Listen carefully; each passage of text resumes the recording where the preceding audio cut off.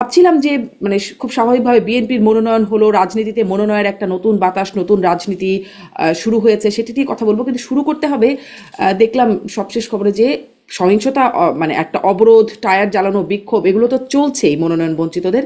চট্টগ্রামে একজন প্রার্থী গুলিবিদ্ধ হয়েছেন এবং অন্তত দুজন গুলিবিদ্ধ হয়েছেন, 8 রাউন্ড গুলি ছোড়া হয়েছে, এরকম গোলাগুলির খবর পর্যন্ত হয়েছে। আসলে পরিস্থিতিটা কেমন?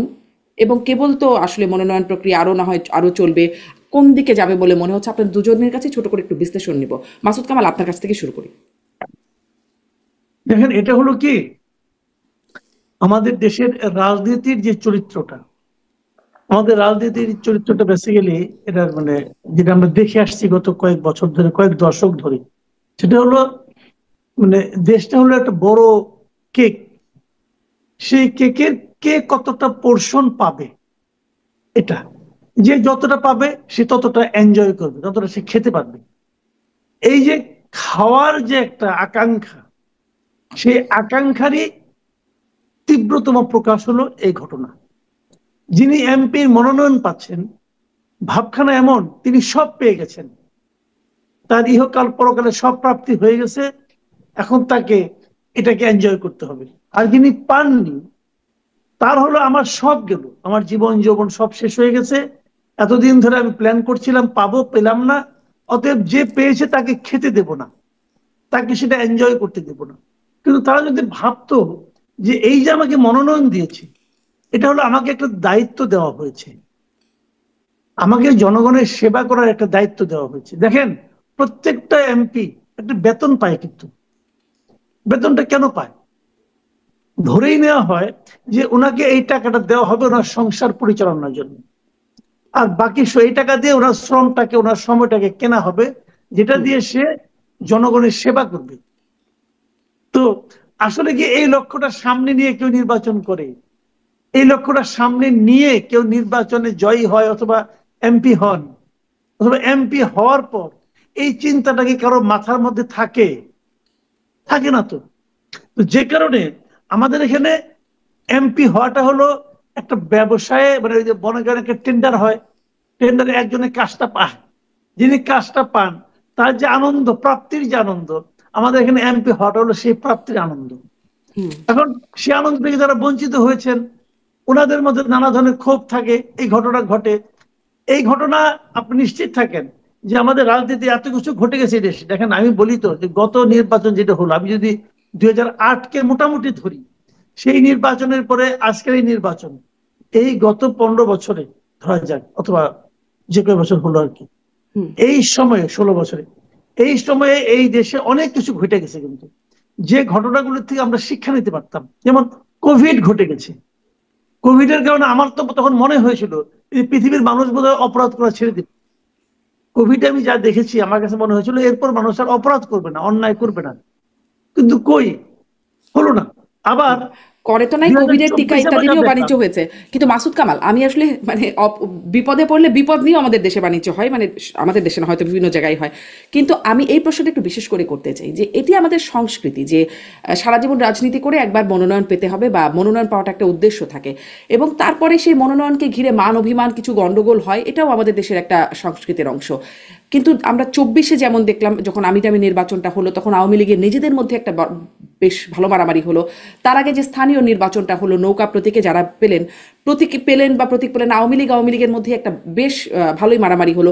মানে এই মারামারি বা সংঘর্ষের একটা নজির আমাদের দেশে আগে থেকেই আছে, বেশ বেড়েছিল সেটা যখন শুধু আওয়ামী লীগ নির্বাচন করলো, নিজেদের মধ্যে নির্বাচন হলো তখন। মানে এখন আভাসটা কি মনে হচ্ছে বিএনপির মধ্যে, এত বছর না পেয়ে বা এত বছর অপেক্ষা করার পরে সেই মাত্রায় সহিংস হতে যাচ্ছে, নাকি তার চেয়ে বেশি, নাকি অপেক্ষাকৃত কম? কিরকম পরিস্থিতি হতে যাচ্ছে বলে মনে করেন? দেখেন, বিএনপি হয়েছে কি, তখন যে মারামারিটা হয়েছে, এটা হলো মারামারির মূল কারণ। কিন্তু আমি বিএনপির লোকদেরকে বলবো, যারা মনোনয়ন পেয়ে এরকম লাফালাফি শুরু করেছে, তাদেরকে বলবো, ভাই একটু আস্তে যান। দুনিয়াটা অত সহজ না, রাজনীতিটা অত সহজ না। আর নির্বাচনটা চেঞ্জ হয়ে গেছে। এই দেশের মানুষকে সর্বশেষ কবে ভোট দিতে দেখছেন? সেই 2008 সালে দেখছেন। এর মধ্যে অনেক কিছু চেঞ্জ হয়ে গেছে। মানুষকে যা তা বুঝাবেন আর মানুষ বুঝবে তা না। মানুষ এখন জি। কিছু একটা বললেই সঙ্গে সঙ্গে গুগল করে, গুগল করে দেখে যে কতটা সত্য বলেন, মিথ্যা বলেন।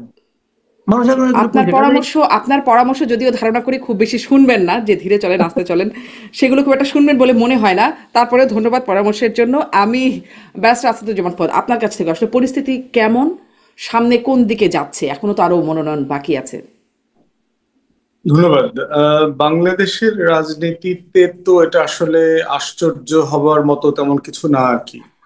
যদিও এটা হয়েছিলেন, সবই তো করছেন, তো হুট করে এই এবং বাংলাদেশের কালচারে যেটা হচ্ছে দেখবেন, আমরা যারা রাজনীতি করেছি লম্বা সময়, ছাত্র রাজনীতি করেছি, ছেলেরা ছেলেরা মারামারি করে। সাধারণত কোনো দলই মেয়েদের গায়ে কেউ হাত দেয় না। এটা আমরা পলিটিক্সে সবসময় কিন্তু প্র্যাকটিস করেছি, এবং এই জন্য দেখবেন যে মেয়েদেরকে সবসময় ফ্রন্টে রাখা হইতো মিছিলগুলোতে। তো এবং মারামারির সময় দেখা যাইতো যে ওদেরকে ধাক্কা দিয়ে একদিকে ফেলে দিয়ে তারপরে ছেলেরা মারামারি করতো। তো সেইখানে মেয়েদের প্রোগ্রামে গিয়ে তারপরে পিটাইতেছে, বাঁশ দিয়ে, তাও দেখলাম বাঁশ দিয়ে পিটাইতেছে। দোকানে ঢুকছে পালায়া, আপনার দোকানে, শাড়ির দোকানে, ওখানে গিয়েও আপনার পিটাইতেছে। তো এইটা তো সার্টেনলি খুবই দুঃখজনক। এর আগে তো ভায়োলেন্স দেখলাম আপনার এই যে চিটাগং এ, ঢাকা চিটাগং হাইওয়ে, ঢাকা ভাঙার হাইওয়েতে, বিভিন্ন জায়গাতে। তো এইটার অ্যাড্রেস করবার কয়েকটা দিক আর কি। একটা দিক হচ্ছে যে মনোনয়ন বিষয়টাকে গণতান্ত্রিক করা জরুরি আর কি। যেমন আপনি যেখানে আছেন, মামদানি আজকে নিউ ইয়র্কে মেয়র হয়েছে। মামদানি কিন্তু জনগণের ভোটে জেতার আগে দলের সদস্যদের ভোটে তাকে জিততে হয়েছে প্রার্থী হওয়ার জন্য দলের। তো এইখানে দেখেন আমাদের মনোনয়ন প্রসেসটা হচ্ছে যে একজন ব্যক্তি, সর্বোচ্চ ধরেন বিএনপির স্ট্যান্ডিং কমিটি, সবাই মিলে মূলত সিদ্ধান্ত নেয় যে আসলে কে নমিনেশন পাচ্ছে পাবে না। আমাদের আরপিওর গঠনতন্ত্র, আরপিওর যে প্রভিশন আছে, সেখানেও কিন্তু বলা আছে যে স্থানীয় সদস্যদের ভোটে নির্বাচিত হবে, প্রসেস ফলো করে হচ্ছে কিনা সেটা মেনটেন করবার একটা শর্ত দেয়া আছে। কিন্তু বাংলাদেশের বড় দলগুলো সেই প্র্যাকটিসটা আসলে কখনো করে নাই। জি, ব্যারিস্টার ফুয়াদ, আপনি কি বলতে পারবেন, যেহেতু আপনার যোগাযোগ আছে, এই কথাবার্তা হয়, বিএনপিরও সিনিয়র নেতাদের সাথে কথাবার্তা হয় আপনাদের, মানে এই মনোনয়ন প্রক্রিয়াটা কিভাবে হলো, কোথা থেকে ঠিক হলো, মানে অনেক তো 300 আসনের প্রার্থী, কিভাবে এই জিনিসটা ঠিক হলো? আমরা এর আগেও শুনেছি, এবারও এমনকি অভিযোগ উঠেছে, মানে অভিযোগ উঠেছে বলতে কি, রাজনৈতিক দলগুলো, জামাতি যেমন বলেছে যে মনোনয়ন বাণিজ্য করতে চায় বলে পিআর মানতে চাচ্ছে না বিএনপি, এরকম কোনো মনোনয়ন বাণিজ্যের খবর কি হয়েছে, জেনেছেন? দেখেন, এগুলো তো রাজনৈতিক বক্তব্য, আমরাও দেই, এসব কথা বলি, কিন্তু এক্স্যাক্টলি অভিযোগ করবার জন্য যে লেভেলের এভিডেন্স দরকার সেটা তো আসলে ভিজিবল না এভিডেন্স। এগুলো ধরেন অফ দ্য রেকর্ড অনেক কথাবার্তা বলা যায়, অনেকে এসে এই ধরনের কথাবার্তা বলেন, কে কাকে কত দিয়েছেন, ম্যানেজ করতেছেন, কে কোথায় তদবির করতেছেন, এগুলো কিন্তু এগুলো আপনি তো মানে পত্রিকাতে অথবা কোথাও না আসা পর্যন্ত আপনি তো পাবলিক রেকর্ড ওয়াইজ আপনি এগুলো বলতে পারেন না। কিন্তু অফ দ্য রেকর্ডে এই বিএনপি, আলোচনাগুলো হয়েছে, শুনেছেন? দেখেন এটা মানে কোন জায়গা থেকে কতদূর পর্যন্ত যায় সেটা তো বলার সুযোগ নাই, বাট কোনো না কোনো লেভেলে তো এগুলোর লেনদেন হচ্ছে সার্টেনলি। কিন্তু দেখা যাচ্ছে যিনি নিচ্ছেন না তারও বদনাম হচ্ছে। দেখা গেছে যে অনেকেই বিএনপির সিনিয়র লিডারশিপকে হয়তো বলছেন যে এটা ওইখানে গেছে, কিন্তু আসলে ব্রিফকেসটা ওইদিকে আশেপাশেও যায় নাই। এটা ভিতরের চাঁদাবাজরা মিলে নিজেরা নিজেরা ভাগ বাটোয়ারা করে নিয়ে গেছে আর কি, সেরকম হতে পারে। বিএনপির গঠনতন্ত্র মোতাবেক তাদের স্ট্যান্ডিং কমিটি হচ্ছে তাদের ইলেকশন বোর্ড, এটা হচ্ছে তাদের প্রসেস আর কি। তো প্রসেসটা তারা ওইভাবেই ফলো করেছে। গভর্নিং আপনার মনোনয়ন বোর্ড তো লম্বা সময় মিটিং করেছে এবং একাধিকবার মিটিং করেছে। তাদের যারা যুগপদের শরিক দল ছিল তাদের সাথে তারা মিটিং করেছে, করেই তো তারা তারা নাম টাম চেয়েছে বিভিন্ন দলের কাছ থেকে। শরিক দলগুলো থেকে হয়তো মনোনয়ন পরে দেওয়া হবে, তাদের জন্য 63টি আসন এখনো পর্যন্ত খালি রাখা হয়েছে, মনোনয়ন দেওয়া হয়নি। সেই জায়গাটিতে নিশ্চয়ই কথা বলো, খুবই গুরুত্বপূর্ণ একটা আলোচনার জায়গা। কিন্তু মাসুদ কামালের কাছে আমি শুধু এই বিষয়টা শুনতে চাই যে এই মনোনয়ন দেবার আগে আমরা দেখেছিলাম তারেক রহমান খুব আবেগীভাবে অনুরোধ করেছিলেন ঐক্যবদ্ধ থাকতে, তার মায়ের কথা বলে, যে মা এতদিন মানে সাফার করেছেন অনেক, সেই বিষয়গুলো বলে বেশ আবেগী, নেতাকর্মীরা আবেগী হলেন। কিন্তু সেটির তো বাস্তবায়ন আসলে হলো না, সেই মারামারি সহিংসতা হয়েই যাচ্ছে। তাহলে মানে কদিন ধরে না, একদম শুরু থেকেই রাজনৈতিক দলগুলো, বিশেষ করে মানে বিএনপি বিরোধী রাজনৈতিক দলগুলো বা প্রতিপক্ষ রাজনৈতিক দল যারা আছে, তারা বলছিল যে, বা গণমাধ্যমে আসছিল যে এখনই যেভাবে চাঁদাবাজি দখলবাজি সেগুলো যেগুলো দেখা যাচ্ছে, তাহলে নির্বাচিত হলে কি হবে? এখন সেই চাঁদাবাজি দখলবাজি আলোচনায় নাই, কিন্তু এখন যেটি এরকম নির্বাচনের আগেই এরকম সহিংসতা যদি দেখা যায়, তাহলে নির্বাচন হবে কিনা, নির্বাচন হলে কি হবে, এই প্রশ্নটা কি বিএনপিকে পেছনে ফেলে দিচ্ছে কিনা বা দৌড়ে একটু টেনে ধরছে কিনা? দেখেন, এখন পর্যন্ত আজকে 2 দিন হলো দুদিনে যে মারামারি খুব বেশি ঘটনা ঘটেছে তা কিন্তু না। হুম, আপনি কিন্তু খুব বেশি উদাহরণ দিতে পারবেন না। হুম, আর একটা জায়গায় দেখলাম যে ভাঙা আপনার মহাসড়ক, ওটাখানে আগুন টাগুন দিয়ে তারা করেছে, আপনার মানে একজন প্রার্থীর ব্যাপারে তার বিরোধিতা করেছে, সেটা স্থগিত করা হয়েছে এবং এই মনোনয়নটা, ওইটা একটা ঘটনা। আর চিটাগাংয়ের ঘটনা যেটা ঘটলো, আর ফুয়াদ ভাই যে ঘটনাটা বললেন যে ওই যে আপনার রাজশাহীতে যে মাসে দেওয়া, ঘটনা কিন্তু এই দুই তিনটাই। যে 300 আসন অথবা 263টা আসনের মধ্যে আহ, মানে খুব বেশি না দুই আমার তিনটা না, এছাড়াও বিভিন্ন জায়গায় এত এই মাত্রায় না হলেও অবরোধ করা, সড়ক অবরোধ না, করা, টায়ার এখন জ্বালানো, অতটা মানে হচ্ছে না, মানুষের এটা ভোগান্তি হচ্ছে। আরেকটু সময় লাগবে, আরো কটা দিন যাক, তাহলে আপনি বুঝতে পারবেন। কিন্তু ওই যে হুম, বললাম যে আঞ্চলিক ভাবে যদি একটা এলাকায় যদি মনে করেন আপনার 10 জন প্রার্থী থাকে, মানে 10 জনই মনে করে সে যোগ্য প্রার্থী, তো সেই যোগ্যতাটাকে মাপবে কে? মাপার যে প্রক্রিয়াটা, এই প্রক্রিয়াটা কিন্তু ট্রান্সপারেন্ট না।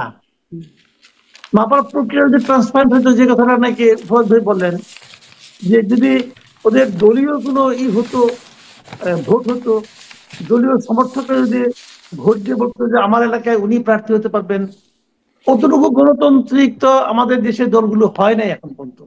আমরা তো দেখি নাই। আমরা প্রত্যাশা করি ওরকম হোক, যে কোনো একটা এলাকায় কে সবচেয়ে ভালো হবে এটা ওই দলের লোকজন যারা আছে তারাই নির্ধারণ করুক, কিন্তু সেরকম তো হয় নাই। আমরা বরং দেখি যে ওই যে বলেন যে আপনার স্ট্যান্ডিং কমিটি, ওই স্ট্যান্ডিং কমিটি 5-6 জন লোক বসেন, যে কথাটা আছে 7-8 জন বোধহয় আছেন এখন, তারা বসেন এবং তাদের কাছে কিন্তু নানা ধরনের চিরকুট আসে, তাদের কাছে তদবির আসে। হয়তো কেউ একজন বলে যে উনি খুব ভালো হবে, তাকে দিয়ে দিচ্ছে। তো এই যে প্রক্রিয়াটা, এই প্রক্রিয়াটা ভালো না, এই প্রক্রিয়াটা ভালো না, এই প্রক্রিয়াটাকে আমি পছন্দ করি না। আমি কালকেই তো সোশ্যাল মিডিয়ায় এক ভদ্রলোকের একটা স্ট্যাটাস দেখলাম। উনি জানালেন যে আপনার উনি সিলেটে পড়তেন ইউনিভার্সিটিতে, ওই সিলেটে একটা ছেলে জাহাঙ্গীর নাকি একটা ছেলে, সে এই পুরো 15টা বছর বিএনপির হয়ে সে কিভাবে মানে দৌড়ের উপরে ছিল, অত্যাচারিত ছিল এবং মানে জেল খেটেছে। আমি যখনই ফোন করতাম তার ফ্যামিলিতে জানতাম সে জেলখানায় আছে। এই যে ত্যাগী একটা লোক, সে কি মনোনয়ন পেয়েছে? পায়নি তো। সে তো দলের জন্য ত্যাগ করেছে, তাই না? সে তো হুম, মনোনয়ন পায় নাই। মাঝখানে শুনলাম যে এখন এই উত্তরায় নাকি কি মীর মুগ্ধর ভাইকে মনোনয়ন দেওয়া হবে, এই ধরনের আওয়াজ শুনি। যে আওয়াজটা আসে কেন? মানে দেওয়া হতেও পারে, হবে কিনা জানি না, হতেও পারে। তো বিএনপির জন্য এই মীর মুগ্ধের ভাইয়ের কি অবদান আছে বলেন, তাই না? তো এখন এরকম তো হয় ভাই, আমাদের দেশে মনোনয়ন অনেক সময় একটা ঘটনাকে কেন্দ্র করে হয়। আমার পরিচিত পাওয়ারফুল লোকের সঙ্গে কার কতটা সম্পর্ক আছে জানেন আপনি? বাংলাদেশের রাজনীতিতে কি হয়? বাংলাদেশের রাজনীতি কিন্তু যতটা না বিএনপির আদর্শ, তার চেয়ে বড় হুম, হলো কি আপনি কোন ভাইয়ের রাজনীতি করেন। অনেক ভাই আছে উপরে, কিন্তু বিএনপি সেন্ট্রাল লিডারদের মধ্যে অনেক ভাই আছে। এখন কোন ভাইয়ের লোক আপনি? ওই ধরেন ওই স্ট্যান্ডিং কমিটিতে যদি 7 জন লোক থাকে ধরা যাক, এই 7 জন লোকের একজন যদি আপনার প্রতি এমনি প্রভাবিত হয়ে যায়, আপনাকে সে ভালোবেসে পালায়, তাহলে সে আপনার কথা বলবে। এবং ভালোবাসা তো সংক্রমিত, সে আরো 2 জনকে বলবে ভাই আপনি একটু ভালোবাসেন, তো সেও হুম, হুম। ভালোবাসলো, আপনি বললেন যে সেই আপনার টাকা আমি ভালোবাসার জন্য ভালোবাসবো। কোনো লেনদেন হয় কিনা এই প্রশ্নটা আমি করছিলাম। আপনি কি কিছু জানেন যে মনোনয়ন আচ্ছা, বাণিজ্যের কোনো খবর কি পেয়েছেন? না, লেনদেনের খবরটা আমি আসলে এখন পর্যন্ত এভাবে পাই নাই। যেমন 2018-তে পেয়েছিলাম, জি, দুই জি। হাজার আঠারোতে পেয়েছিলাম মানে কি ওটা হয়তো আমার ধারণা এখন, ওটা হয়তো ছড়ানো হয়েছিল। পুরো জিনিসটাকে আসলে একটু মানে মন্দ করে দেখানোর জন্য আমার মনে হয় খুব ইন্টেনশনালি পরিকল্পিত ভাবে এটাকে ছড়ানো হয়েছিল 2018-তে, এটা আমার ধারণা। আর কারণ আমার সঙ্গে 2 একজন প্রার্থীরও কথা হয়েছিল ওই সময়, তো আমি যে মাত্রায় শুনেছি সেই মাত্রার কথা আমি শুনিনি আর কি। আর এবার যেটা হয়েছে, এবার লেনদেনের কথা এখন পর্যন্ত আমার কানে আসেনি এ পর্যন্ত। হুম, আচ্ছা, এটা হ্যাঁ। আরো 2 দিন কিন্তু যাক, 2 দিন গেলে মানে হবে কি, আপনি আপনি এটা আপনি আশা বলছিলেন করছি, যে আমি একটু মুগ্ধর একটু ভাই। বলি এক সেকেন্ডে। হ্যাঁ, আশা করতে যারা নাকি মনোনয়ন না পায় তারা কিন্তু এটা ছড়ায় যে আমি কি করে পাবো, আমি তো এত টাকা দিতে পারি নাই, উনি দিতে পেরেছেন, ওনারটা হয়ে গেছে, এরকম কিন্তু হয়। তো এখন এইগুলো যে যখন ফাইনাল হবে না, এখন তো ফাইনাল হয় না, কিন্তু ফাইনাল না হওয়ার কারণে যারা নাকি দিয়েছে পায়নি তারা যখন কিছু বলবে না, এখন বলবে না এগুলো, তারা ভাববে আমি তো পেতেও পারি, আমি আরেকটু দেখি আরেকটু লবিং করি। আর যখন ফাইনাল হয়ে যাবে তখন আপনি শুনতে পারবেন যে লেনদেন হয়েছিল কিনা, মানে হলে কত ফাইনাল হয়েছে। অভিযোগ অনুযোগ বিক্ষোভের বিষয়টা এখনো বাকি আছে, সেটি আমরা পরে দেখতে পারবো। কিন্তু ওই যে আসলে যেটি মনোনয়ন দেওয়ার আগেই হাইকমান্ড থেকে বলা হচ্ছিল যে আসলে অনেকগুলো বিষয় বিবেচনা করা হয়, কার কত অবদান, তার সেই সাথে কে জিতে আসতে পারবেন। হয়তো মনে করছেন কে জিতে আসতে পারবেন পার্টির বিবেচনা, মানে আমি একটু যোগ করলাম। কিন্তু আমি যেটি আপনার কাছে মাসুদ কামাল আরেকটু প্রশ্ন করতে চাই যে হেভি ওয়েটরা যারা পেলেন না, যাদের কথা আমরা মোটামুটি অনেকেই ধরেই নিয়েছিল যে তারা তো পাবেন, অনেকে ভেবেছিলেন এদের মধ্যে কেউ মন্ত্রীও হয়ে যাবেন, এরকম অনেক আলোচনা ছিল, কিন্তু স্থায়ী কমিটির সদস্য থেকে শুরু করে অনেক হেভি ওয়েটরাই আসলে মনোনয়ন পেলেন না। তাদের ব্যাপারটা কেমন, কেন তারা পেলেন না, এটি কি বুঝতে পারেন? আর এটির কোনো প্রভাব দেখতে পান? এটার কোনো প্রভাব এখন আমি দেখিনি, এবং ওনারাও কিছু বলেননি। ওনারা বলেছেন দলের স্ট্র্যাটেজিক্যাল কারণে তারা দেয়নি। আরো তো সময় আছে ভাই, 63টা এখনো বাকি আছে, তাই না? এই 63টা বাকি থাকা মানে কিন্তু অনেক বাকি থাকা। যে ওই যে 63টি আসন, সেটি আমরা শুনছি আন্দোলনের শরিক, তাদের জন্য তাদের মনোনয়ন চূড়ান্ত হলে এই আসনের প্রার্থী বিএনপি হয়তো চূড়ান্ত করবে, এরকম একটা বিষয় আমরা জানছি বা বলা হয়েছে মির্জা ফখরুল ইসলাম আলমগীরের পক্ষ থেকেও। প্রথমত খবর দেখছিলাম যে এনসিপির সাথেও যোগাযোগ হচ্ছে, 20টি আসন ছাড়বার কথা দাবি করছে এনসিপি, এবং 3টি মন্ত্রিত্বও চায় তারা। এই নেগোসিয়েশনের বিষয়ে আপনি কতটুকু জানেন? আসলে নেগোসিয়েশন কেমন হচ্ছে? নেগোসিয়েশন সফল না হওয়া পর্যন্ত হচ্ছে যে সবসময় ভালোই চলে আর কি। তো ধারণা করে নিতে হবে ভালো চলে বলেই তো তারা কন্টিনিউয়াসলি লেগে থাকে এটার পিছনে, প্রজেক্টের পিছনে। তো এটা এখন পর্যন্ত তো আপনার ম্যাচিউর কিছু না, বাট এনসিপির এই নেগোসিয়েশনে তাদের রাজনৈতিক ঝুঁকিও আছে প্রচন্ড রকমের। তারা যে গণ অভ্যুত্থানের স্পিরিটকে ধারণ করে রাজনীতিতে এসছে বলে তারা দাবি করেছে, নতুন করে বাংলাদেশ পন্থী রাজনীতি করবে, তারা যে বক্তব্যগুলো দিয়েছে সেখানে এবং নতুন রাজনৈতিক বন্দোবস্তের কথাও তারা বলেছে। তো এই প্রত্যেকটা জিনিসের সাথে বিএনপির সাথে নেগোসিয়েশন করে নির্বাচিত হওয়ার বিষয়টা যায় না। তো সেই জায়গাতে কেন যায় না, কেন যায় না? মানে তাহলে আপনারা বিএনপি করেন, আপনারা দল করার দরকার কি? অভ্যুত্থান থেকে যেহেতু বের হয়ে এসছেন, আপনাদের তো আপনাদের কাছে expectation যে আপনারা নতুন রাজনীতি করবেন, দেশবাসীকে নতুন রাজনীতি উপহার দেবেন। এবং প্রতিদিন আমরা দেখতে পাচ্ছি যে বিএনপি কে মানে টার্গেট করে যে রাজনৈতিক বক্তব্য দেওয়া হচ্ছে তাদের দলের পক্ষ থেকে, এবং বেশ হস্টাইল বক্তব্য। তো সেই জায়গাতে আবার নেগোসিয়েশন আন্ডারগ্রাউন্ডে করাটা, সেটা কতটুকু যৌক্তিক? এবং আমার কাছে মনে হয় যে এনসিপি এই একটা আলোচনায় শুনছিলাম ব্যারিস্টার ফুয়াদ, যে যত হস্টাইল বাইরে, আপনি বলছিলেন নাকি আমি ঠিক ভুলে গেছি, কিন্তু কে যেন আমার অনুষ্ঠানে সম্মানিত একজন অতিথি বলছিলেন যে যত বেশি কোথায় কত কোটি টাকার কাজ কোন কোম্পানিকে দিতে হবে, অথবা দিনের বেলায় সে উপদেষ্টার বিরুদ্ধে ব্যাপক বক্তব্য দিয়েছে। তো এটা খুবই দুঃখজনক। বাংলাদেশের এই মানে মর্যাদার জায়গাটা রাজনীতিতে রাজনীতিবিদরা খুব নষ্ট করে ফেলছেন আর কি। তো আমি আরেকটার সাথে একটা সম্পূরক প্রশ্ন যোগ করি, যে রাজনীতিবিদরা নষ্ট করে ফেলছেন জায়গাটা। আপনি বলছিলেন যে দিনের বেলা এরকম, রাতের বেলা অন্যরকম। আবার আপনি শুরুতেই বলছিলেন যে অনেক রকম আছে যেগুলো রাজনৈতিক বক্তব্য, এগুলো আপনারাও মানে বলেন। আমি যখন মনোনয়ন বাণিজ্য হচ্ছে কিনা এই প্রসঙ্গে জিজ্ঞাসা করছিলাম, মানে রাজনীতিবিদদের বক্তব্য বা রাজনৈতিক বক্তব্য, এগুলো কি খুব ক্লিশে? আমরা বিশ্বাস করবো না রাজনীতিকদের কথা? মানে এটাই সমস্যা হয়ে গেছে, কারণ আমাদের রাজনীতিতে পলিটিক্যাল বক্তব্যটা আসলে মানে জনগণ কেন্দ্রিক না আর কি। আপনি দেখবেন যে রেটরিক বেশি আর কি। এই ধরেন কমন কথা, দেখে নেব, এই হবে সেই হবে, হুমকি ধামকি যেগুলো আমরা বিভিন্ন সময় দেইটেই, সেখানে দেখবেন যে জনগণ অনুপস্থিত। যেমন দেখবেন আজকে একটা পত্রিকার হেডলাইন হচ্ছে যে ডেঙ্গুর প্রকোপ বাড়ছে, প্রচুর লোক মারা যাচ্ছে সারা দেশে। অথচ বাংলাদেশে আজকে যতগুলো টকশো হবে, মাসুদ কামাল ভাই তো রেগুলার যান, আমরাও বিভিন্ন প্ল্যাটফর্মে যাই, আমরা কি আসলে গত এক সপ্তাহে, মাসুদ ভাই আলাপ করেছেন কিনা জানি না, আমি গত এক সপ্তাহে একটা সেন্টেন্সও বলি নাই ডেঙ্গু নিয়ে। বাংলাদেশের হেলথ কেয়ার সিস্টেম যে কলাপস করছে, বাংলাদেশের শিক্ষকরা দেখেন বেতন ভাতা বেসিক 1,000 টাকা 2,000 টাকা বাড়ানোর আন্দোলন করছে। আমি গত এক সপ্তাহে একটা লাইনও বলি নাই কোনো টেলিভিশনে এই শিক্ষকদেরকে নিয়ে। বাংলাদেশে দেখেন এই যে অর্থনীতি মন্দা যাচ্ছে, আনএমপ্লয়মেন্টের সিচুয়েশন কি হবে না হবে, এগুলো নিয়ে আমি গত এক সপ্তাহে একটা লাইনও বলি নাই। তাহলে আসলে কোন জিনিসটা আমরা বলি আর কোন জিনিসটা আসলে মানুষের জন্য দরকার? এই নির্বাচন আসলে কয়টা মানুষ করবে, মানে কয়টা মানুষকে আসলে এফেক্ট করে, যে এনসিপির সাথে কয়টা সিট নেগোসিয়েশন হচ্ছে, বিএনপি কাকে ছাড় দিচ্ছে, 9 দলে কি হইতেছে, জামাতকে এবার বড় দল হবে কিনা, এটা আসলে প্রাত্যহিক জীবনে আসলে কয়টা মানুষকে অ্যাড্রেস করে, কয়টা মানুষের স্বার্থের সাথে জড়িত। তো সেই জায়গাতে দেখেন যে আমাদের পুরো রাজনীতিটাই জনগণ বিমুখ একটা কনভারসেশনের মধ্যে চলে গেছে। কিন্তু আপনি যদি ওয়েস্টার্ন কান্ট্রিতে দেখেন, সেখানে প্রত্যেক দিন দেখবেন পলিটিশিয়ানরা তাদের ন্যাশনাল ইস্যুতে কথা বলছে, জাতীয় ইস্যুতে কথা বলছে। আপনি শুধু গিনিপিগ চিন্তা করবেন যে আজকে 10টা-20টা রাজনীতিবিদদের সকল পত্রিকার হেডলাইন বক্তব্যগুলো কি, এবং অলমোস্ট আপনি কোনো বক্তব্যের ভিতরে জনগণ পাবেন না। আপনি পুরো বক্তব্যের কেন্দ্রবিন্দু হচ্ছে ক্ষমতা, এবং সেটা আমি, আমরা, আমার দল, সিট টিট, এই এই টোটাল 8টা-10টা শব্দের ভিতরে টোটাল আলোচনাটা আটকে গেছে। তো এই যে সংকটটা তৈরি করছে, এই সংকটে যেটা হচ্ছে, রাজনীতিবিদরা ফাউল কথা বলে, রেটরিক বলে, জনগণ নিয়ে কথা বলে না। হ্যাঁ, রাজনীতিতে শেষ কথা নাই, দেখবেন এই কথাটা প্রায় বলে আর কি, রাজনীতিতে কোনো শেষ কথা নাই। তাহলে মানে কি রাজনীতি কি, মানে মানে এটা এটা এটা তো বেশ্যাদের কোনো প্রফেশন না তো, যে মানে কোনো শেষ ক্লায়েন্ট নাই, মানে আমার ক্লায়েন্ট এন্ডলেস, মানে কোনো আওয়ারই আমার লাস্ট আওয়ার না।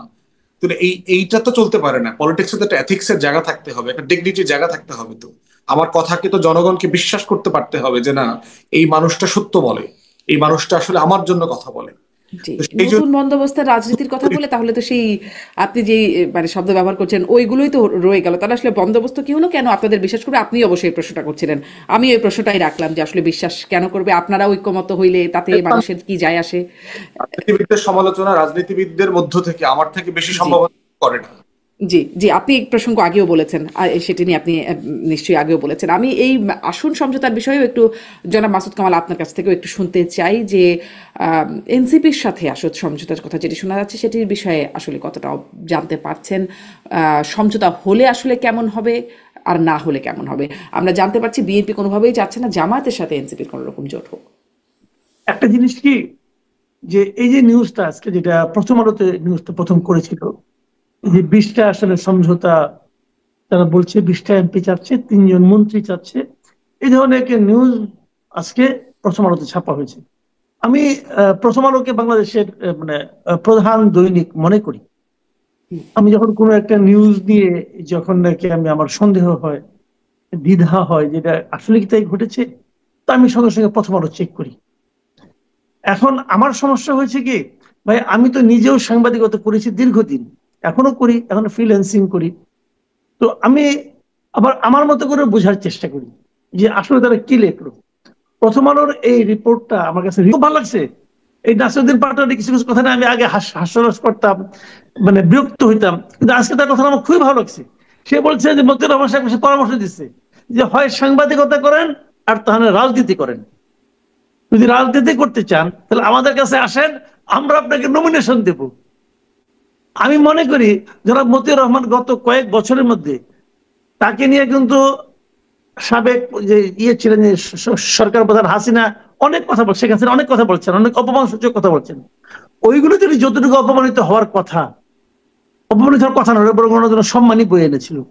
এইটা যদি অপমানিত হওয়া উচিত না, ওনার নিজেকে জিজ্ঞাসা করে এটা আমি কি করলাম, দেখ এটা গুলো এক ধরনের কথা। কাজে এই স্পেকুলেশনটাকে আমি গুরুত্ব দেই না, এই ফিগারটাকে আমি গুরুত্ব দেই না।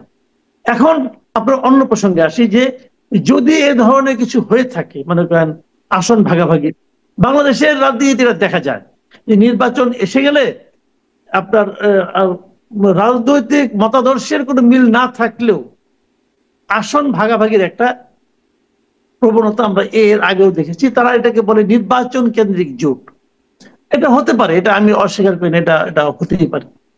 আমরা আগেও বহু নির্বাচনে দেখেছি, কিন্তু সেখানে একটা ইকুয়েশন থাকে যে আমি কেন তার সঙ্গে জোট করব। যদি আমি দেখি যেমন 1996 নির্বাচনে বিএনপি কিন্তু হেরে গেছে, এবং বিএনপির অনেক আসনে তারা 400-500 ভোটের জন্য হারছে। কিন্তু ওই নির্বাচনে কিন্তু জামাতে ইসলাম আওয়ামী লীগের সঙ্গে ছিল, মানে বিএনপির সঙ্গে ছিল না, এবং জামাতের ভোটের কারণে বিএনপি এত মানে তার বিশাল পরাজয় হয়েছিল। একই জিনিস দেখা গেছে 2001 সালে, মানে বিএনপির প্রাপ্ত ভোটের চেয়ে কিন্তু আওয়ামী লীগের ভোট মোটেই কম না, একই রকম ভোট।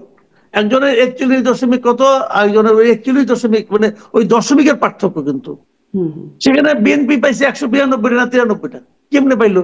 ওই যে 100-200 ভোট জামাতের কাছ থেকে পাইছে, ওইটা পাই তারা কিন্তু। যদি এরকম ইস্যু হয় তাহলে জোট কিন্তু ইম্পর্টেন্ট, খুবই গুরুত্বপূর্ণ। কিন্তু এই এনসিপির কি সারা দেশে সে ধরনের কোনো সক্ষমতা আছে? নেই। তাহলে কেন এনসিপি সবাই কোনো এনসিপি কে সক্ষমতা টানতে চাইছে? জি, এনসিপি কে তাহলে সবাই কেন টানতে চাইছে? মানে বিএনপিও চাইছে, এনসিপি কে জামাতের কেউ টানতে চাইছে এটা কে বললো আপনাকে? যে বলছে ওই রিপোর্টটা থেকে আমি একটু আগে বললাম, ওটা কোনো রিপোর্টই হয় নাই। কে টানতে চাইছে? এনসিপি। সত্যি কথা বলতে তারপরেও যে কথা হচ্ছে যে মানে বিএনপির সাথে আমি বলি ভাই, এনসিপির এনসিপি জন্য দরজা খোলা থাকবে। হ্যাঁ, দরজা সবার জন্য খোলা আছে। আসো, জামাতের জন্য নাই। তোমার জন্য তোমার কি আছে নিয়ে আসো আমার কাছে, শুনি তোমার কি কি পণ্য আছে, দেখি, দরদাম করি, মিললে আসবা না মিললে আসবা না। কিন্তু এনসিপির কাছে খুব বেশি কিছু পণ্য নাই। এনসিপি কি নিয়ে বার্গেন করবো বলেন তো? এনসিপির কি বিশাল ভোট ব্যাংক আছে? নাই। যদি এই শিক্ষাঙ্গনে এই ইলেকশন গুলি না হতো 4টা বিশ্ববিদ্যালয়ে, তাহলে এনসিপি বলতে পারতো যে ইয়াং জেনারেশন আমার সঙ্গে আছে।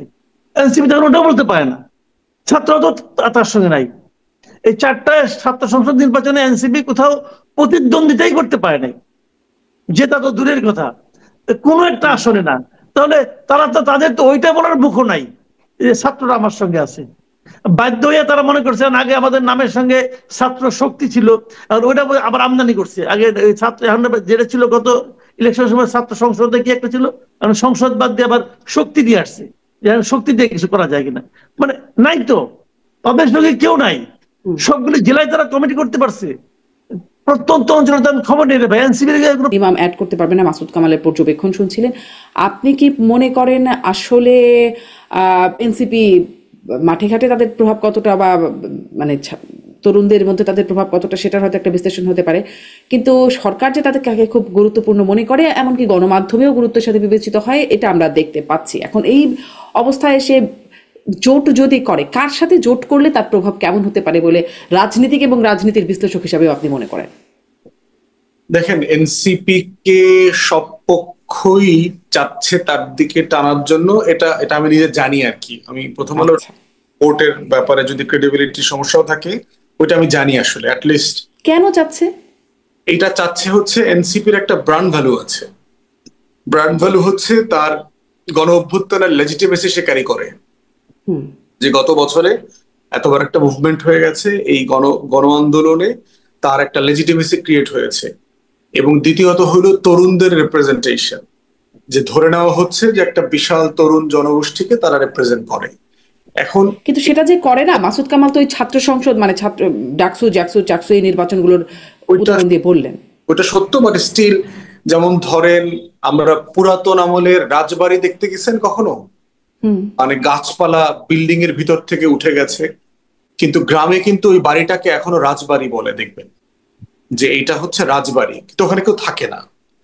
এই জন্য হচ্ছে যে আপনি তার ক্রেডিবিলিটি কতটুকু, তার জেতার সক্ষমতা কতটুকু, তার লোকজনের চরিত্র কতটুকু ভালো, সেটা নিয়ে আপনি প্রশ্ন যেমন তুলতে পারবেন, বাট এটাও সত্য যে তারাই গণ অভ্যুত্থানের ফেস। গত বছর যা যা হয়ে গেছে ওটাই তারা সেই রাজবাড়ির একটা সম্মান খেতাব তারা হোল্ড করে আর কি। তো সেই সম্মান দিয়ে ভোটে জিততে পারবে, মানে ভোটে লাভ হবে, এটা হলো ডিফারেন্ট কোয়েশ্চেন। যে আপনার আমার অনেক পরিচিতি, যেমন ধরেন মাসুদ কামাল ভাইকে অনেক মানুষ চেনে সারা দেশে, প্রচুর টকশো করে। এখন মাসুদ ভাইকে যদি কলাবাগান রোডের আসনে দাঁড় করায় দেন, মাসুদ ভাই তো জামানত বাজেয়াপ্ত হবে কি, তাই না? মাসুদ ভাই, বেয়াদবি করলাম না তো? অবধারিত এরকম আর কি। এখন প্রশ্ন হচ্ছে যে আমরা যারা এখনো নির্বাচন করি নাই, আমাদের কনস্টিটিউয়েন্সি নাই, আমাদের নতুন দল, এই চ্যালেঞ্জ গুলো আমাদের আমাদের আমাদের সামনে সবার আছে। এবং দেখবেন আমার অনেকগুলো তো কমন সমালোচনা আছে, তার ভিতরে একটা সমালোচনা হচ্ছে যে এই টাকলার তো মেম্বার হওয়ারই ভোট নাই। আপনি দেখবেন আমার আমার মন্তব্য, একটা কমন মন্তব্য দেখবেন একটা, যে এই টাকলার তো মেম্বারই হইতে পারবে না। তো কথা তো সত্য টেকনিক্যালি, কারণ আমি তো আসলে কোনো কিছু হইনি, তো এখন পর্যন্ত নির্বাচিত তো কিছু হইনি, আমি শুধু দলে নির্বাচিত হয়েছি। তো সেই জায়গাতে কনস্টিটিউয়েন্সির ভ্যালু ক্রিয়েট করবে নির্বাচনের পরে। কিন্তু ওই জায়গাটা তারা একটা ভ্যালু ক্রিয়েট করেছে, যেটা বোধ করছে যে ডানে বামে যে কোনো বলয় তারা থাকলে ওই ফিগার হেডের একটা বেনিফিট তারা পাবে।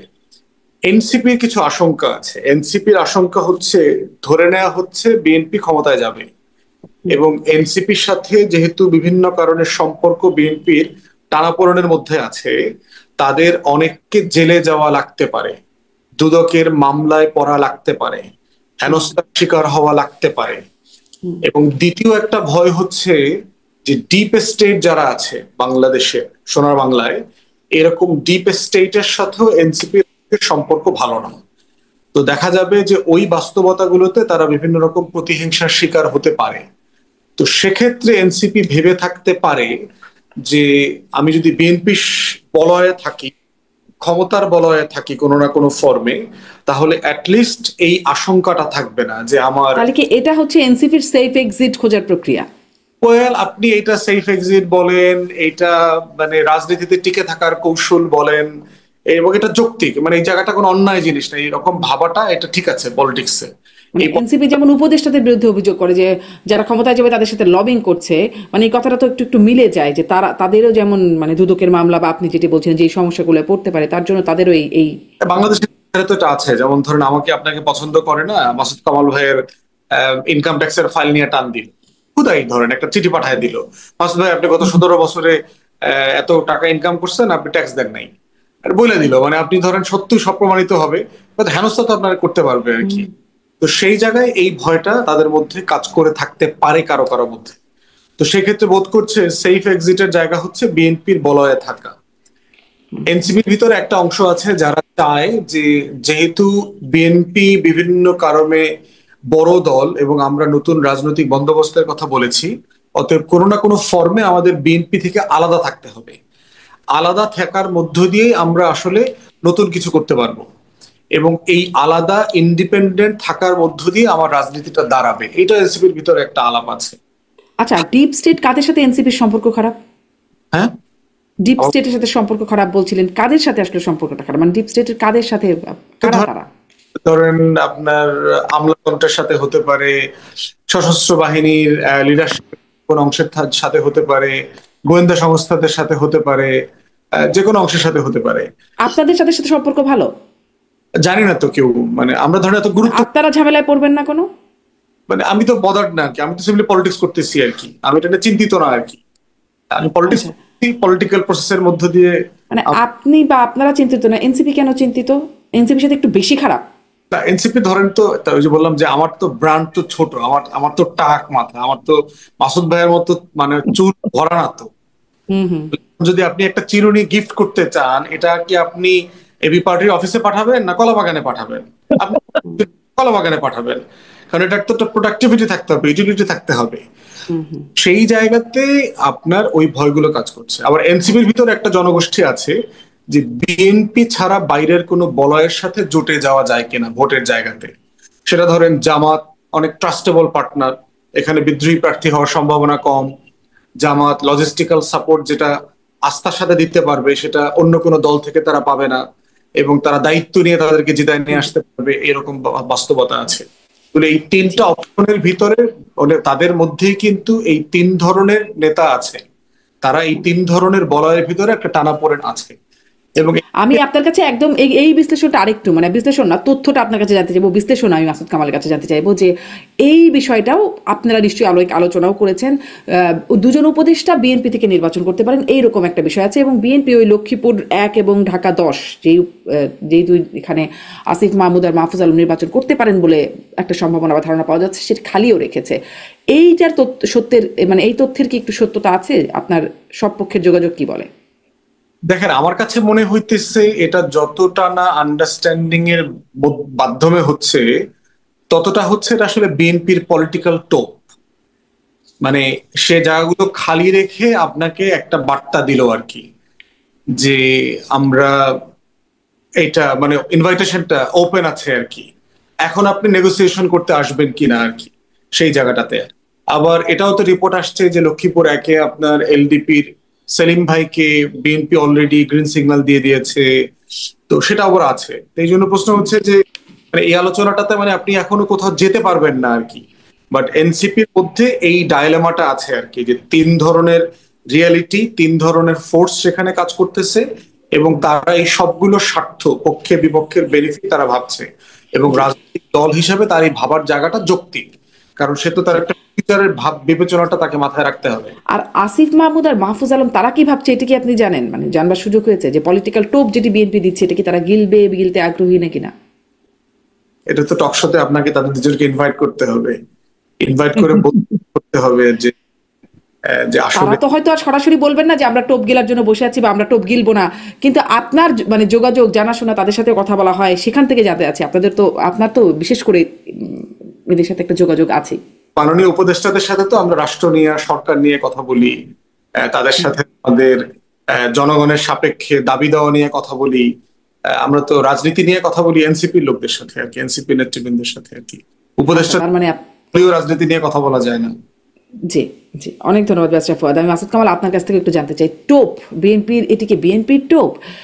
উপদেষ্টারা এই বিষয়ে কি ভাবছেন, আপনার কি বিশ্লেষণ? আমার বিশ্লেষণ হলো গিয়ে যে দুই উপদেষ্টার কথা আপনি বললেন, তাদের আমি নির্বাচন করার কোনো সুযোগ দেখি না। স্ট্রেট ওয়েতে আমার এটা মূল বক্তব্য, আমি কোনো সুযোগ দেখি না। এটা সুযোগ তারা নির্বাচন করলে এই সরকারের নিরপেক্ষতা ক্ষুণ্ণ হবে, এবং অলরেডি হচ্ছে। যতটুকু হয়ে গেছে আরো বাড়বে। এটা মানে ওই পক্ষপাতিত্ব, মানে পক্ষপাত দুষ্টতা আরো বাড়বে আমি মনে করি। কারণ সরকারের কেউ যদি নির্বাচনে আসে তাহলে এই নির্বাচন ওই সরকারের পক্ষে করা উচিত না, নৈতিকভাবে উচিত না। এবং সেই কারণে আমি এটাও মনে করি নাহিদ ইসলামের এই কারণে নির্বাচন করা উচিত না। উনি তো এই সরকারের পার্ট ছিলেন, এখন নাই, তাতে কি আছে? আপনি ওই সময় কাজ করে নিছেন, যে আপনি এটা করতে পারেন না, আপনার উচিত হবে না নির্বাচন করাটা। তাহলে এই সরকারের নিরপেক্ষতা আমি মনে করি ক্ষুণ্ণ হবে। এগুলো একটা বিষয়। আর দ্বিতীয় একটা বিষয় আমি আবার আগেও বলেছি যে বিএনপির যে পলিটিক্স, বিএনপির যারা ভোটার, তাদের মাধ্যমে জিতে আসার জন্য এই এনসিপির কাউকে নেওয়া তাদের জন্য কোনো বাড়তি মাইলেজ দেবে না, স্ট্রেট হতে দেবে না। দেখেন, এগুলি কোনো কতগুলি বিষয় আছে আমি বলি আপনাকে। ওই যে বলে না যে রাজনীতিতে কোনো শেষ কথা নাই, ওগুলো মাঠের বক্তৃতা দিয়েছি, এগুলো তারা বলে এক ধরনের আত্মতৃপ্তি পায়, অথবা আত্মতৃপ্তি অথবা আত্মসন্তুষ্টি বলতে পারেন আপনি, অথবা আত্মপক্ষ সমর্থনের একটা খোরা অজুহাত হতে পারে। মানুষ কিন্তু শুনে ফেলে। মানুষ যখন শুনে আপনি কি বলছেন, এখন আপনি যখন কথা বলা হয় না যে কথা এবং তীর একবার বলে ফেললে আর ফেরত আনা যায় না। তো এই যেমন আজকে নাসিরউদ্দিন পাটোয়ারি বলে ফেললেন যে আমরা এরকম কিচ্ছু করছি না, মতি ভাইকে নিয়ে উনি হাসি ঠাট্টাও করলেন, সবই করলেন। এখন যদি পরে প্রমাণিত হয় যে আসলেই তারা এরকম চেয়েছে, যদি পরে প্রমাণিত হয় তারা এই ধরনের আঘাত করছে, তখন কিন্তু আবার উল্টোটা মতিউর রহমান বলবেন। তখন আবার আমি বলবো যে আপনি কি রাজনীতি করেন, একবার এক এক কথা কন, তাই না? শেষ কথা বলে কিছু নাই তখন। এইগুলি আসলে ঠিক না। এগুলি বলার সময় খেয়াল করা উচিত আমি কি বলছি, এবং এটা আপনি ভুলে যাবেন। আমরা কিন্তু অনেক সময় কিন্তু বানায় বানায় অনেক কথা বলি, যে বলে সে ভুলে যায়, কিন্তু যে শোনে সে কিন্তু ভুলে না। সে কিন্তু ধরে ফেলে, এই ভাই আপনি এই কথা বলেন না, আগে অন্য কথা বলছেন, এখন বলতেছেন কেন? যদি বলতে না পারে মনে মনে সিদ্ধান্ত নেয় যে এই লোকটা একটা বাটপার। এখন এরকম হওয়ার কিন্তু তার আশঙ্কার মধ্যে পড়ে যাবে এখন। তো এই জন্য আপনার ওনাদের আমি যেটা মনে করি পার্সোনালি, যেমন আসিফ মাহমুদ সজীব ভুঁইয়া, আমি অনেক চিন্তা করলাম ওই দিন যে উনি মানে যদি তাকে যদি নিয়ে আসে বিএনপি, তাকে বিএনপি যখন প্রজেক্ট করবে, যে তাকে যখন জনগণের সামনে উপস্থাপন করবে, তার পক্ষে কি বলবে? গত 1.5 বছরে আসিফ মাহমুদ সজীব ভুঁইয়া কি কি অর্জন করেছেন, কি কি কাজ করেছেন, যা দিয়ে বলা যায় যে এই লোকটা খুবই অসাধারণ একজন সম্ভাবনাময় প্রতিভাশালী ব্যক্তি একজন। কি বলবে? আমি কিন্তু খুঁজে পাচ্ছি না। বুলেট নিয়ে বিদেশ যাও এটা বলবে, নিজের এলাকায় অতিরিক্ত বরাদ্দ নেওয়া এটা বলবে, কি বলবেটা কি? মেয়রকে নির্বাচন করতে না দেওয়া, শপথ দিতে না দেওয়া এটা বলবে, কোনটা? আমি কিন্তু খুঁজে পাই না। তো এরকম একজন ব্যক্তিকে বিএনপির সঙ্গে নেবে কেন? মানুষের প্রশ্নের জবাব দেওয়ার জন্য? ভাই আমি আবার বলি আপনাকে একটা কথা, যেটা মানে মূল কথা, এটা কিন্তু বিএনপি হয়তো টের পাচ্ছে কিনা আমি জানি না।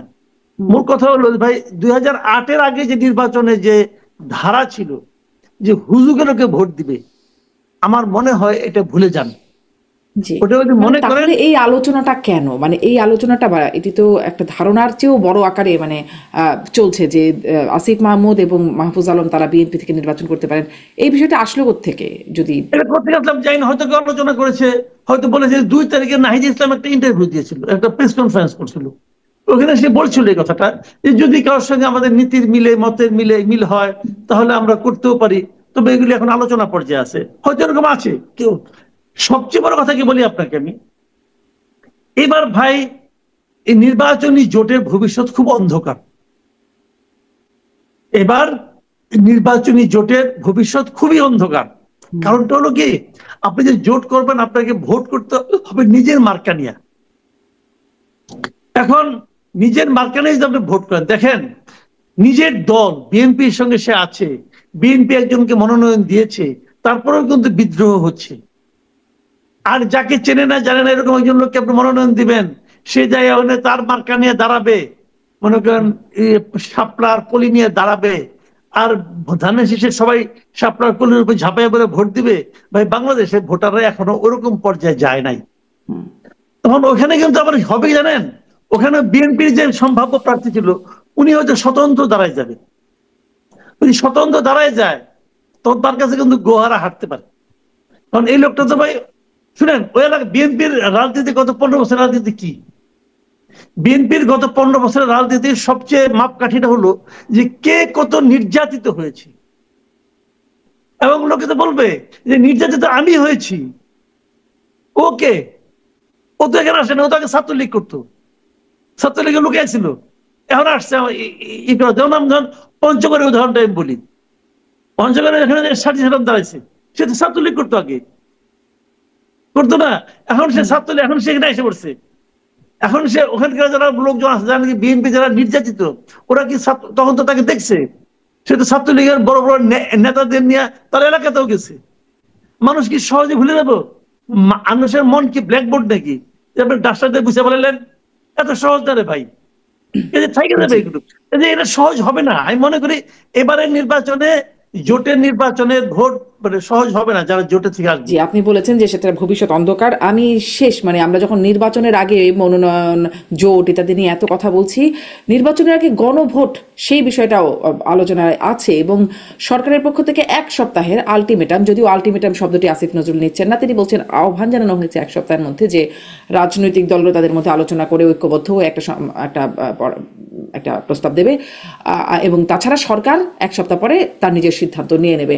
আমি দেখছিলাম যে মানে আপনারা আলোচনার একটা প্রস্তাব নিয়েছেন, 2 দিন পার হয়ে গেছে, এখন আলোচনার একটা উদ্যোগ, কেবল আপনারা 9টি দল, আপনারা এনসিপি সহ বেসরফাত, আপনাকে জিজ্ঞাসা করছি যে একটা উদ্যোগ নিলেন, এটার কি কোনো ভবিষ্যৎ আছে? মানে আলোচনা করে কিছু হবে, আপনারা আর কিছু করতে পারবেন 1 সপ্তাহের মধ্যে, মানে আর 5 দিনের মধ্যে? না, একটা বিষয় হচ্ছে যে আপনার কথা তো বলতে হবে। যেমন ধরেন আপনারা মাসুদ ভাইরা প্রতিদিন হাউকাউ করতেছি না বিভিন্ন জায়গায় গিয়ে গিয়ে, মানে মাসুদ ভাই হয়তো চা কফি খাওয়ার কিছু পায় টায় আর কি। তো তাছাড়া মানে আমরা তো কোনো দেশের সমাধান করতে পারি না, কিন্তু তারপরও পলিটিক্যাল পার্টির একটা ন্যাশনাল অব্লিগেশন থাকে যে একটা ইস্যু আসছে, এটাকে আমরা আলোচনা করে একটা কাছাকাছি জায়গায় নিতে পারি কিনা। এবং এর আগে অনেকগুলো ইস্যুতে কিন্তু আমরা সফল হয়েছি। বড় বড় দলগুলোর ভিতরে যে দূরত্ব কমানোর কাজ, এরপরে হচ্ছে সঠিক জায়গাতে একটু স্যাক্রিফাইস করার ব্যাপার, সব পক্ষ যেন একটু স্যাক্রিফাইস করে, এগুলো কথা বলে আসলে লাভ হয়। বিভিন্ন সময় আমরা দেখেছি ঐকমত্য কমিশনেও আমরা সাইড লাইনে বহুবার বসেছি, বিভিন্ন দলের সাথে নেগোশিয়েট করবার চেষ্টা করছি যে আপনি একটু ছাড় দেন, আপনি একটু ছাড়। 5 দিনে কিছু হবে না, একটা বিষয় হচ্ছে যে কথা তো বলা দরকার, মানে হোক বা না হোক, মানে কথা বললে যেটা হবে পরবর্তীতে দূরত্বটা কমে যাবে আর কি, মানে এটা রিয়াকশনটা কমে যাবে অ্যাটলিস্ট, যে সবাই কিন্তু মানে হলো দূরত্ব কমলো, কিন্তু 7 দিনের মধ্যে আপনারা মানে সমন্বিতভাবে একটা প্রস্তাব দিতে না পারলে সরকার তাদের মানে অবস্থান জানিয়ে দেবে বা সিদ্ধান্ত জানিয়ে দেবে, সেটাই কি হতে যাচ্ছে? সরকার তাদের সিদ্ধান্ত জানিয়ে দেবে? সরকার নিজেও যেটার অংশ না, এটা আমি মনে করি না। আমার মনে হয় যে সরকারের পক্ষ থেকেও ব্যাক এন্ডে বিভিন্ন অ্যাডভাইজার বিভিন্ন দলের সাথে কথা বলছেন, একটা অ্যাগ্রিড ফর্মুলাতে কোথায় আসা যায়, কোথাতে একটু স্যাক্রিফাইস করা যায়, কনসেনসাসে আসা যায়, সেই ব্যাপারে চেষ্টা করবে সরকার। ইউনূস সরকারের যে টেন্ডেন্সি দেখেছি যে ডিসাইসিভলি কোনো কিছু চাপিয়ে দেবে, এই ধরনের টেন্ডেন্সি এখন পর্যন্ত দেখি নাই। তো সেই জায়গাতে 30 সেকেন্ডে যদি জানান আপনার মন্তব্য। আমি নিজেও নির্বাচন নিয়ে আশাবাদী। আমার কাছে মনে হয় ফেব্রুয়ারিতে নির্বাচন হতে যাচ্ছে, এটা আমার ধারণা। আর এখন যেটা হচ্ছে 7 দিনে যে আলটিমেটামটা, না, এটা আমি বলি, এটা আসলে পলিটিক্যাল পার্টিগুলিকে 7 দিন দেয় নাই, ওনারা নিজেরাও এই সুযোগে 7 দিন নিয়েছেন। কারণটা হলো কি, পলিটিক্যাল পার্টিরা সমাধান কিভাবে করবে? পলিটিক্যাল পার্টি তো 8 মাসে বৈশা আলোচনা করে একটা স্বাক্ষর করছে।